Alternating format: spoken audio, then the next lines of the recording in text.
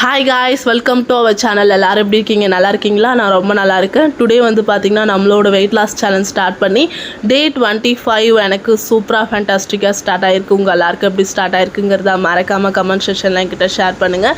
And இந்த video பிடிச்சிருந்துச்சுன்னா like பண்ணுங்கள், ஷேர் பண்ணுங்கள், மறக்காமல் சேனலை சப்ஸ்கிரைப் பண்ணிக்கிங்க. பக்கத்தில் இருக்க பெல் ஐக்கானை கிளிக் பண்ணிக்கிங்க. வாங்க இப்போ வீடியோக்குள்ளே போகலாம். டுடே மார்னிங் குயிக்காக வேக்கப் ஆகிட்டு ஃப்ரெஷ்அப் ஆகிட்டு எம்டி ஸ்டொமக்கில் வார்ம் வாட்டரில் ஆப்பிள் சிடர் வினிகர் ஆட் பண்ணி எடுத்துக்கிட்டு 30 மினிட்ஸ் கழித்து இப்போ வந்து பார்த்திங்கன்னா ஒர்க் அவுட் வந்து ஸ்டார்ட் பண்ணியாச்சு. ஓகே, இப்போ வந்து பார்த்திங்கன்னா ஒரு 2 விஷயத்துக்கு நான் கிளாரிஃபிகேஷன் கொடுத்துட்றேன். ஒன்று வந்து பார்த்திங்கன்னா சடனாக நம்மளோட வீடியோஸில் ஒரு சேஞ்ச் பண்ணியிருந்தோம் இல்லையா. முன்னாடி வந்து இதே மாதிரி வாய்ஸ் பேக்ரவுண்டில் கொடுத்து பேசியிருப்பேன்.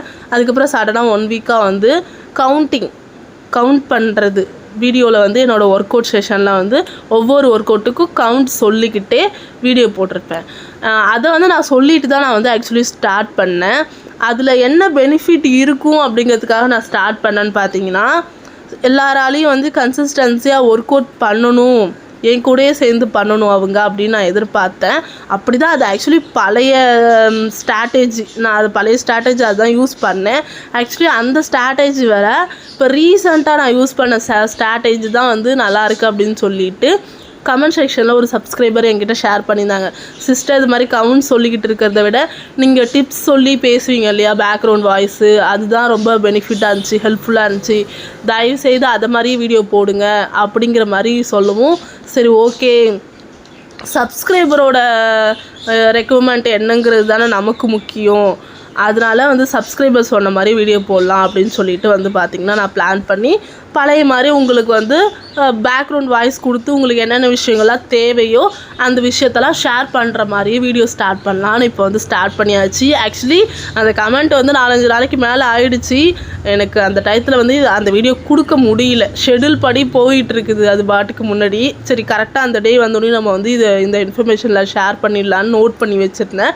தப்பாக எடுத்துக்காதீங்க, sorry for late. And second விஷயம் என்ன அப்படின்னா, ரீசெண்டாக வீடியோஸ் எல்லாமே கொஞ்சம் டிலே ஆகி வர மாதிரி இருக்கும், சரிங்களா? தப்பாக எடுத்துக்காதீங்க தயவுசெய்து. ஆல்ரெடி நான் ஒரு வீடியோவில் சொல்லியிருந்தேன், எனக்கு ரொம்ப த்ரோட் இன்ஃபெக்ஷன் ஆகிடுச்சு. அதனால தான் நான் வந்து அந்த கமெண்ட் வந்த அன்றைக்கி டப் பண்ணி போடலை, இல்லைனா டப் பண்ணி போட்டிருப்பேன். எனக்கு த்ரோட்டு ஃபுல்லாக இன்ஃபெக்ஷன் ஆகிடுச்சு. அது இல்லாமல் வீட்டில் வந்து 5 பேருக்குமே கிட்டத்தட்ட உடம்பு முடியல. ஹஸ்பண்டுக்கும் சடனாக வந்து எனக்கு கொஞ்சம் ரெடியாக ஹஸ்பண்டுக்கு வந்து பார்த்திங்கன்னா த்ரோட்டு ஃபுல்லாக இன்ஃபெக்ஷன் ஆகிடுச்சு. அப்புறம் ஆராதனாவுக்கு, இவதிக்கு எல்லாருக்கும் கோல்டு, ஃபீவரு, த்ரோட் இன்ஃபெக்ஷன் நிறையா வர ஆரம்பிச்சிருச்சு. எனக்கு ஒரு கட்டத்துக்கு அப்புறம் ரொம்ப பயம், என்னடா ஆகிடுச்சு, என்னது இது, எப்படி 5 பேருக்கும் ஒட்டுக்கா வந்தால் ஏதாவது ஃபுட்டுனால தான் இன்ஃபெக்ஷன் ஆகிருக்கும். ஏன்னா 5 பேருக்கும் ஒரே மாதிரி வரத்துக்கு ஒரே ஒரு வாய்ப்பு வந்து பார்த்திங்கன்னா ஒரு 75% வந்து பார்த்திங்கன்னா ஃபுட்டு தான் ஃபஸ்ட்டு. ஏதாவது ஒரு ஃபுட்டுனால ஃபுட் பாய்சன் ஆனால் மட்டும்தான் நமக்கு வந்து 5 பேருக்கும் வந்து என்ன ஒரே ஃபுட்டு சாப்பிட்டாங்களோ அதனால் மட்டும்தான் நமக்கு இன்ஃபெக்ஷன் ஆகும். இது என்னது இது, எனக்கு ஒன்றுமே புரியல. சடனாக தம்பிக்கு இந்த வீக்கில் வந்து பார்த்திங்கன்னா கழுத்துக்கு கீழே கட்டி மாதிரி வந்துச்சு, நெறிக்கட்டுன்னு சொல்லிட்டாங்க டாக்டர். போன உடனேயும் இமிடியேட்டாக ஹாஸ்பிட்டலில் அட்மிட் பண்ணணும், நீங்கள் வந்து நரம்பூசி தான் போட்டாகணும், இந்த பையனுக்கு ரொம்ப ஹெவியாக இருக்குது அப்படின்ட்டாங்க. நான் ரொம்ப பயந்துட்டேன். அப்புறம் அன்டைம் ஆகிட்டுச்சுங்கிறனால ஆன்டிபயோட்டிக்லாம் கொடுத்து ஒரு நாள் அப்சர்வ் பண்ணி பார்க்கலாம். அகெயின் இதே மாதிரி தான் இருக்குது, ஆன்டிபயோட்டிக் கொடுத்து எதுவுமே செட் ஆகலை அப்படின்னா நீங்கள் வந்து அட்மிட் பண்ணணுன்னு சொல்லி ரெக்கமெண்ட் பண்ணி அனுப்பிட்டாங்க. சரி ஓகே அப்படின்னு சொல்லிட்டு நாங்களும் வந்துட்டு இருக்கும்போது மெடிக்கல் ஷாப்பில் மெடிசன்ஸ் எல்லாத்தையுமே வந்து வாங்கிட்டு இருந்தோம். அப்போ வந்து சடனாக ஒருத்தவங்க வந்து த்ரோட்டெல்லாம் பயங்கரமாக தகன்னு எரியுது, பேசவே முடியல, தலைவலி, உடம்பெல்லாம் வலிக்குது, ஃபீவரு, லைட்டாக த்ரோட்டில் வந்து காஃப் இருக்குது அப்படிங்கிற மாதிரி சொல்ல எனக்கு ஷாக். என்னென்னா, நாங்கள் சொல்கிற அதே இது அவங்களும் சொல்கிறாங்க. இது என்னன்ட்டு நாங்கள் யோசிச்சுட்டே இருந்தோம். அப்புறம் திருப்பி மெடிக்கல் ஷாப் ஒரு டைம் போகும்போது அவங்க வந்து பார்த்திங்கன்னா என் ஹஸ்பண்டுக்கு மெடிசன் வாங்கும்போது அவங்க என்ன சொன்னாங்கன்னா, இது வந்து காமனாக இப்போ எல்லாருக்கும் இருக்குது, பரவுது இந்த மாதிரி அப்படின்னு சொன்னாங்க. அதனால் இந்த விஷயத்த நான் உங்கள்கிட்ட வந்து ரெஃபர் பண்ண சொல்கிறதுக்கான ரீசன் என்னென்னா, உங்கள் ஃபேமிலியில் யாருக்காவது இருக்குது, உங்களை சுற்றி யாராவதுக்காவது இருக்குன்னா ஃபஸ்ட்டு அவேர்னஸாக நீங்கள் கொஞ்சம் உங்களை கேர்ஃபுல்லாக வச்சுக்கிங்க, சரிங்களா? கொஞ்சம் பார்த்து கேர்ஃபுல்லாக இருந்துக்குங்க. அண்ட் முக்கியமாக ஸ்டார்டிங்கில் இது மாதிரி இருக்குது அப்படின்னா இம்மிடியேட்டாக ஹாஸ்பிட்டல் போங்க, இல்லைனா மெடிஷன் எடுத்துக்குங்க சரிங்களா. கேர்லெஸ்ஸாக மட்டும் விட்டுறாதீங்க. விட்டுட்டிங்க அப்படின்னா த்ரோட்லாம் ரொம்ப இன்ஃபெக்ஷன் ஆகி பேச முடியாத அளவுக்கு வந்து ஆகிடுது. இப்போ எனக்கு தெரிஞ்சு மேபி என்னோடய வாய்ஸே டிஃப்ரெண்ட்டாக இருக்கலாம். ரீசன் வந்து ஏன்னா த்ரோட் வந்து அந்தளவுக்கு 10 days ஆகியுமே ஏதோ த்ரோட்டெல்லாம் கல்லான மாதிரி அப்படி இருக்குது. ஒரு மாதிரி வீக்கமாக இருக்கிற மாதிரி ஃபீல் ஆகுது. பேசும்போது, ஏதாவது சாப்பிடும்போது, தண்ணி குடிக்கும்போது, ஏதாவது முழுங்கும்போது அப்படி தான் இருக்குது. தம்பிக்கு வந்து பார்த்திங்கன்னா நாங்கள் 4 பேருக்கு பிரச்சனையே கிடையாது. எங்கள் 4 பேருக்கு வந்து கொஞ்சம் நோய் எதிர்ப்பு சக்தி இருக்குங்கிறனால சரி பெரியவங்க வேறு கொஞ்சம் ஓரளவுக்கு வந்து சமாளிச்சிட்டோம். இவனுக்கும் தான் விஷயம். ஏன்னா அவங்க 2 பேருக்கும் நார்மலாகவே வந்து பார்த்திங்கன்னா நோய் எதிர்ப்பு சக்தி ரொம்ப கம்மி தான், பர்த் வெயிட்டும் ரொம்ப கம்மி தான். ஆனால் யுவதி கொஞ்சம் ஆக்டிவான பேபி. ஆக்சுவலி கொஞ்சம் எல்லா ஃபுட்ஸுமே வந்து ஆஃப்டர் டெலிவரிக்கு அப்புறம் பர்த் வெயிட் கம்மியாக இருந்தாலும் இவனை விட பர்த் வெயிட் அவள் தான் கம்மி. ஆனால் NOCUல அட்மிட் ஆனதும் யுவதி தான். விஷயம் என்னென்னா அவன் எல்லாமே ஃபுட்ஸ் எடுத்துக்கிட்டான். ஆனால் இவன் இருக்கான் இல்லையா, எந்த ஃபுட்ஸுமே எடுத்துக்கல. ஆள் ரொம்ப லீனாகவே தான் இருப்பான். டாக்டருமே இப்போ போனப்போ வெயிட் கம்மியாக தான் இருக்கான் அப்படிங்கிற மாதிரி சொல்லியிருக்காங்க. வெயிட்டுக்கு வந்து நம்ம கொஞ்சம் பார்க்கணும், ஹாஸ்பிட்டல் போகணும் அப்படிங்கிற மாதிரி இருக்குது. ஆக்சுவலி என்னென்னா நான் இவ்வளோ நாள் ஒரு ஃபன்னியான விஷயம் என்னென்னா, நான் இவ்வளோ நாள் வந்து வெயிட்டை குறைக்கிறதுக்கு போராடிட்டுருக்கேங்கிற ஒரு விஷயம் மட்டும்தானே உங்களுக்கு தெரியும். என் பையனுக்கு வெயிட்டை ஏற்றுறதுக்கு நான் போராடிட்டுருக்கேன். என்னோடய டீனேஜில் வெயிட்டை ஏற்றுறதுக்கு நான் வந்து ரொம்ப கஷ்டப்பட்டேன். இப்போது ஆஃப்டர் மேரேஜ்க்கு அப்புறம் வெயிட்டை குறைக்கிறதுக்கு போராடிட்டு இருந்தேன். ஆனால் கூடவே சேர்ந்து என் பையன் அண்டர் வெயிட்டில் இருக்கான் அப்படின்னு சொல்லிட்டு அவனுக்கு வெயிட்டை இன்க்ரீஸ் பண்ணுறதுக்கு ஒரு பக்கம் போராடிட்டுருக்கேன். சுத்தமாக வந்து முடியல. பாருங்கள் எப்படி வந்து போயிட்டுருக்கு. இதில் விஷயம் நீங்கள் கவனிக்க வேண்டியது என்னென்னா, ஒரு குழந்தையாக இருக்கட்டும், யாராக வேணாலும் இருக்கட்டும், உங்களுக்கு ஏதாவது ஒரு டிசீஸ், ஏதாவது ஒரு இன்ஃபெக்ஷன் ஆகுதுன்னு வச்சுக்கோங்களேன், அது ஃபஸ்ட்டு அதுலேருந்து நம்ம வந்து வெளியில் வரணுன்னா, இல்லை எஃபெக்ட் பண்ணாமல் இருக்கணும்னா நமக்கு நோய் எதிர்ப்பு சக்தின்னு ஒன்று இருக்கணும் சரிங்களா. கொஞ்சமாவது நம்ம ஹெல்த்தியாக இருக்கணும். அந்த ரீசனால் நாங்கள் எப்போதுமே கொஞ்சம் ஃபுட்ஸ் எல்லாமே பார்த்து எடுத்துப்போம். ஆனால் தம்பி அவ்வளோ இதாக எடுத்துக்க மாட்டான். அதனால அவனுக்கு வந்து எதுவாக இருந்தாலுமே அடிக்கடி வைரல் ஃபீவர் அப்படிங்கிறதுலாம் நான் வந்து ஷேர் பண்ணியிருப்பேன். ரீசன் என்னென்னா இதான் ரீசன். அவன் அண்டர் வெயிட்டில் இருக்கிறாங்கிறத விட நம்ம கொஞ்சம் ஹெல்த்தியான ஃபுட்ஸ்லாம் எடுத்துக்காமல் இருக்கும்போது நமக்கு நோய் எதிர்ப்பு சக்தி இருக்காது. அதனால தயவு செய்து வெயிட் லாஸில் இருக்கும்போது பட்னியாக இருந்தால் மட்டும்தான் வெயிட் ரெடியூஸ் ஆகும் அப்படிங்கிற தாட்டை விட்டுட்டு கொஞ்சமாவது ஹெல்த்தி ஃபுட்ஸ் எடுத்துக்கோங்க. ஒவ்வொரு உமனுக்குமே வந்து பார்த்திங்கன்னா அவங்களுக்கு உடம்பு நல்லா இருக்கும் வரையும் தான் அவங்களோட வீடு வந்து நல்லாயிருக்கும். எப்போ படுத்துட்டாங்கன்னு வச்சுக்கிங்களா அவங்களோட வீடு கண்டிப்பாக நல்லா இருக்காது. நீங்கள் நல்லா கவனித்து பாருங்கள். ஒரே ஒரு நாள் உங்களுக்கு உடம்பு முடியலன்னு படுத்து பாருங்கள், அன்றைக்கி உங்களோட வீட்டோட நிலமை என்ன இருக்குன்னு பாருங்கள். எப்போதும் வழக்கம் போல் வந்து ஒரு ஷெடியூல் படி அந்த ஃபேமிலி ரன் ஆகிட்டுருக்கும். அந்த உமன் ஒருத்தவங்க மட்டும் அந்த கிச்சனில் ரெஸ்பான்சிபிலிட்டியோடு இருக்காங்க இல்லையா ஒரு உமன், அவங்க படுக்கிற அன்னைக்கு அந்த வீடே டோட்டலாக படுத்துரும் தான் நான் சொல்லணும். நிஜமாக அதுதான் உண்மை, அதான் ரியாலிட்டி. யார் ஒத்துக்கிட்டாலும் சரி ஒத்துக்கலைனாலும் சரி. அந்த ரீசனால் தயவுசெய்து ஒரு ரெஸ்பான்சிபிளான ஒரு உமனாக இருக்கீங்க ஒரு ஃபேமிலியில் அப்படின்னா நீங்கள் ஹெல்த்தியான ஃபுட்ஸ் எடுத்துக்கணும் சரிங்களா. எதுவுமே சாப்பிடாமல் இருந்தால் தான் வெயிட்டு வந்து குறைக்க முடியும் அப்படிங்கிற மைண்ட் தாட்டை விட்டுருங்க. யுவன் வந்து பார்த்திங்கன்னா சாப்பிட்றான், ஆனால் ஹெல்த்தியான ஃபுட்ஸ்னு ஒன்று கொடுத்தோம்னா சாப்பிட மாட்டேங்கிறான். அவனுக்கு பசிக்கு என்ன தேவையோ அதை சாப்பிட்டுட்டு கம்முன்னு இருந்துடுறான். அவன் எடுக்கிறது என்ன சொல்லுங்கள், பிஸ்கெட்டு, லேஸு, சிப்ஸு இதை மாதிரி வந்து சாப்பிட்றாரு. இல்லைனா ஒரு பிஸ்கெட் பாக்கெட்டோட ஒரு கிளாஸ் மில்க் குடிச்சுன்னா அவனுக்கு பசி கண்ட்ரோல் ஆகிடுதா சொல்லுங்கள். உடனே அவர் வந்து பசிக்கலை விட்டுருங்க போதும் இது அப்படின்றவான். அந்த ரீசனால் தயவுசெய்து வந்து வெயிட்டு குறைக்கும்போது நான் ஒவ்வொரு நாளும் என்னோடய வீடியோவில் இப்போல்லாம் என்னோடய வந்து டயட்டையும் காட்டுறதுக்கான ரீசன்னா அது நல்லா கூர்ந்து கவனித்து பாருங்கள். நான் ஒயிட் ரைஸ் எடுக்கிறேன், ஆனால் அதுக்கு ஈக்குவல் குவான்டிட்டி அளவுக்கு வந்து ஃபைபரு அண்ட் வந்து ப்ரோட்டீன், புரிகிற மாதிரி சொல்லணும்னா ஃப்ரூட்ஸு, கேர்டு அண்ட் வந்து பார்த்திங்கன்னா வேறு என்ன எடுக்கிறேன், சிக்கன் எடுக்கிறேன், அதுக்கு பதில் இல்லைன்னா டால் எடுக்கிறேன், அது மாதிரி தானே எடுக்கிறேன், இல்லைன்னா எக் எடுக்கிறேன். இதை மாதிரி தானே இருக்குது. இது எல்லாத்தையும் எடுக்கலைனாலும் ஏதாவது ஒரு போர்ஷனாவது ஒரு வேலைக்கு எடுங்க சரிங்களா. முடியும் கண்டிப்பாக. நான் என்னால் ஒரு 3 ஐட்டமாவது நான் வீடியோவில் காட்டுறேன். ஒன்று பர் டேக்குள்ளே 3 டிஷ், அது 3 வேலைக்குமே நான் 3 வேலைக்குமே 3 டிஷ் வந்து கம்பல்சரி காட்டியிருப்பேன். சம்டேஸ் வந்து பார்த்தீங்கன்னா 3 டிஷ்மே ஒரே போர்ஷனில் கூட காட்டியிருப்பேன். உங்களால் முடியலன்னா அட்லீஸ்ட் வந்து ஒரு நாளைக்குள்ளே 3 டிஷ் அதை மாதிரி கம்ப்ளீட் பண்ண பாருங்கள், சரிங்களா? ஸ்நாக்ஸ் டைமில் நீங்கள் எப்படியா இருந்தாலும் ஸ்நாக்ஸ் வாங்குவீங்க இல்லையா, உங்களுக்கு எக்ஸ்பென்ஸாக தானே ஆகும். அதுக்கு பதில் ஃப்ரூட்ஸ்க்கு போங்க. நான் சிம்பிளாக சொல்லிட்டேன், ஒன்றுமே இல்லை. கோவா டெய்லிக்கும் இந்த 25 டேஸும் என்னோடய மீல் பிளேட்டில் கொய்யாப்பழம்னு ஒன்று இல்லாமல் இருந்திருக்கா? ரீசன் என்ன தெரியுமா? நீங்கள் வந்து கொய்யாப்பழத்தில் ஃபைபர் இருக்குதுன்னு மட்டும் பார்க்காதீங்க, ஃபைபரை விட்டுருங்க. அதில் இருக்கிற விட்டமின்ஸ் மினரல்ஸ் எல்லாத்தையுமே நான் வந்து விட்டுறலாம், வேண்டாம், அதை பற்றி நம்ம எடுத்துக்க வேண்டாம். சிம்பிள். எல்லாருக்கும் ஒரு தாட் இருக்கு இல்லையா, வாழைப்பழம் சாப்பிட்டா என்ன சொல்கிறது, வாழைப்பழம் சாப்பிட்டா மோஷன் போகும், மோஷன் ரிலீஃப் ஆகும் அப்படின்னு தானே இருக்குது. கான்ஸ்டிபியூஷன் ப்ராப்ளம் இருக்குது, அதுனால இருக்குது. அப்படிலாம் இல்லை. அதை தாண்டி அதில் வந்து அதுக்குன்னு ஒரு சில விஷயங்கள் இருக்குது. அதில் இருக்கிற ஃபைபராக இருக்கட்டும், அதில் இருக்க விட்டமின்ஸ் மினரல்ஸும் அப்படி அதுதான். ஆனால் அதை யாருமே பார்க்குறதில்ல. வாழைப்பழம்னா ஸ்டொமக் ரிலீஃப் ஆகிறதுக்கு வாழைப்பழம். அப்படி என்னை பொறுத்த வரையும் என்னோடய ஸ்டொமக் ரிலீஃப் ஆகிறதுக்கு நான் கோவா தான் செட் பண்ணி வச்சுருக்கேன். ஏன்னா எக்ஸாம்பிளுக்கு சயின்டிஃபிக்காக போனால் அதில் ஃபைபர் ரிச் இருக்குது, அதனால நம்மளோட கட்ஸ் ஹெல்த்துக்கும் நல்லது, நம்மளோட ஸ்டொமக்கை க்ளீன் பண்ணுறதுக்கு ரொம்ப நல்லது. நம்ம வெயிட் லாஸில் இருக்கும்போது நமக்கு கான்ஸ்டிபியூஷன் இஷ்யூ, அதாவது மோஷனால் வர பிரச்சனைகள் வராது. அன்னைக்கு சாப்பிட்றது கரெக்டாக மார்னிங் ஏஞ்சோனையும் கிளியர் ஆகிடும். க்ளீன் பண்ணிவிட்டு நீங்கள் போய்ட்டு வெயிட் செக் பண்ணிக்கலாம். நிறையா பேருக்கு வந்து வெயிட் லாஸில் இருக்கிற மிகப்பெரிய பிரச்சனையே இந்த கான்ஸ்டிபியூஷன் இஷ்யூ தான். இந்த கான்ஸ்டிபியூஷன் இஷ்யூ மட்டும் கண்டினியூஸாக இருந்துச்சு அப்படின்னா என்ன ஆனாலுமே வந்து பார்த்திங்கன்னா வெயிட் ரெடியூஸ் ஆகாது. ஷோராக சொல்கிறேன், நெகட்டிவாக பேசுகிறேன்னு மட்டும் நினைக்காதீங்க. நேற்றுக்கு நீங்கள் சாப்பிட்டது இன்றைக்கி மார்னிங் வெளியில் போகல அப்படின்னா உங்களோட வெயிட் ஸ்கேலில் டெஃபினட்டாக சேஞ்சஸ் தெரியவே தெரியாது. நான் கண்டிப்பாக சொல்லுவேன். நேற்று ஏதாவது ஒன்று சாப்பிட்ருப்பீங்க இல்லையா, அதோட கழிவு உங்கள் வயிற்றுக்குள்ளே இருக்கும் இல்லையா, அப்போ அது எக்ஸ்ட்ரா வெயிட்டு தானே. உங்களோட பாடி ஆல்ரெடி ஒரு வெயிட் இருக்கும், ஒரு 60 கிலோ இருக்குன்னு வச்சுப்போமே உங்களோட பாடி ஆல்ரெடி.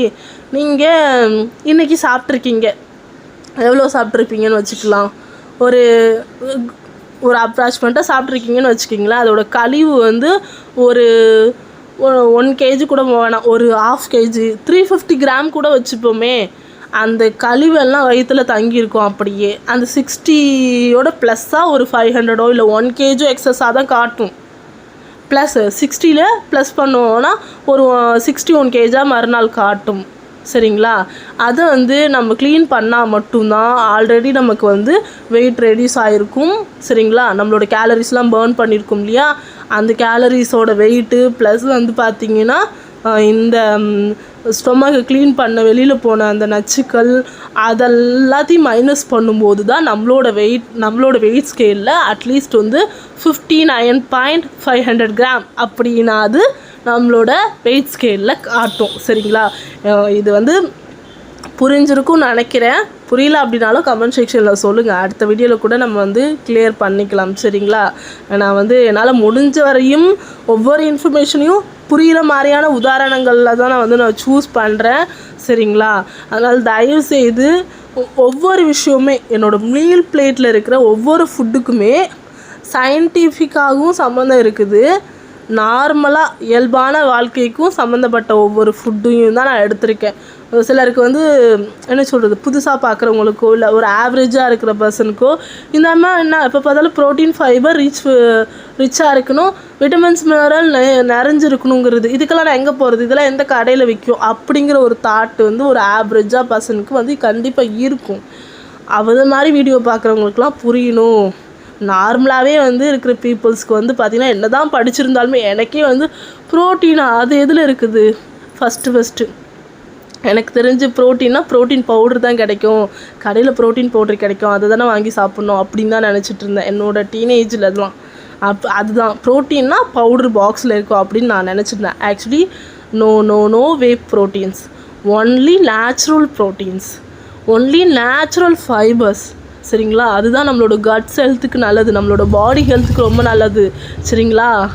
கேர்டு நான் ரெகுலராக எடுக்கிறது ரீசன் பாருங்கள். ஒரு சில ஃபுட்டெல்லாம் வந்து ரெகுலராக எடுத்துருப்பேன், ஏன்னா அதிலலாம் ரிச்சாக இருக்குது, அதுக்கு ஈக்குவலான வேறு ஒரு ஃபுட்டை விட இந்த ஃபுட்டு தான் வந்து பெட்டராக இருக்குது அப்படின்னு எனக்கு வந்து என்னை பொறுத்த வரையும் என்னோடய பாடியில் நான் வந்து அதை ஒவ்வொரு நாள் டே பை டே அப்ளை பண்ணி பார்க்குறேன். சடன்லி ஒரு ஃபுட்டு வந்து ஸ்கிப் ஆகுது அப்படின்னா அது வந்து பெஸ்ட்டு ரிசல்ட் கொடுக்கல. ஒரு ஃபுட்டு மட்டும் ரெகுலராக என் கூட சேர்ந்து வந்துக்கிட்டே இருக்குன்னா அதுதான் பெஸ்ட்டு ரிசல்ட் கொடுக்குது அப்படின்னு நீங்கள் டிசைட் பண்ணிக்கணும். சிம்பிள்.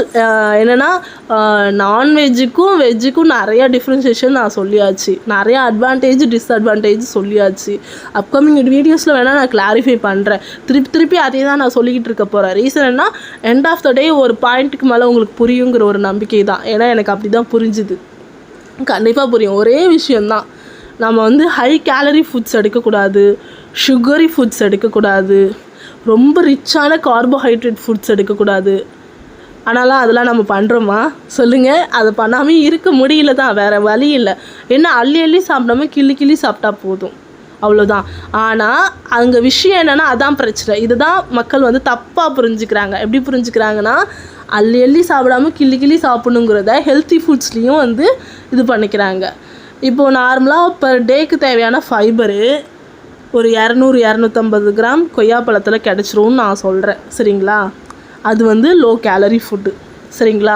ஆனால் அந்த 250 கிராம் கொய்யாப்பழத்தை நம்ம வந்து சாப்பிட்ருவோமா?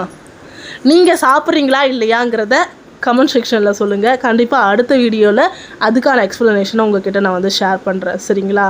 ஏன்னா வந்து இந்த வீடியோவில் நிறையா இன்ஃபர்மேஷனை கொண்டு போய் என்னால் வந்து திணிக்க முடியாது. ஏன் அப்படின்னா நிறையா விஷயத்த கொடுக்கும்போது வந்து எல்லாமே வந்து ஞாபகத்துக்கு இருக்காது, உங்களால் நோட் பண்ணியும் வச்சுக்க முடியாது. சும்மா ஒரு இந்த வீடியோ பார்க்குறீங்களா, அந்த டேக்குள்ளே உங்களோட வெயிட் லாஸ்க்கு என்ன இன்ஃபர்மேஷனை எடுத்துக்கிறீங்க.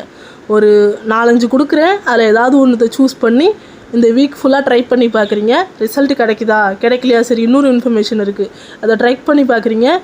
ரிசல்ட் ஓரளவு கிடைக்குதா, ஓகே இன்னொன்று சொல்லியிருக்காங்க அதையும் ட்ரை பண்ணி பார்ப்போன்னு சேர்த்து ட்ரை பண்ணுறீங்க. பெட்டர் ரிசல்ட்டு, ஓகே சூப்பர் அப்படின்னு சொல்லிவிட்டு அதையும் ட்ரை பண்ணுறீங்க. ஒரு குட் ரிசல்ட் கிடச்சிரும். மினிமம் நான் வீடியோ ஸ்டார்ட் பண்ணும் போதே என்னோடய வீடியோஸில் எல்லாமே பேலன்ஸ்டு டயட் சார்ட்டாக தான் இருக்க போகுது. மினிமம் வந்து பார்த்திங்கன்னா 1 kg, மேக்ஸிமம் 3 kg. அதாவது ஒரு வீக்குக்கு நான் சொல்கிறேன், அவங்களோட பாடியை பொறுத்து தான் இருக்குது. நீங்கள் வந்து ஃபேட் லாஸில் இருக்கீங்களா வெயிட் லாஸில் இருக்கீங்களாங்கிறது ரொம்ப முக்கியம். நான் இருக்கிறது ஃபேட் லாஸ். வெயிட் லாஸ்க்குங்கிற விஷயத்தை பொறுத்த வரையும் காமனாக ஆல்ரெடி சொன்னது தான்.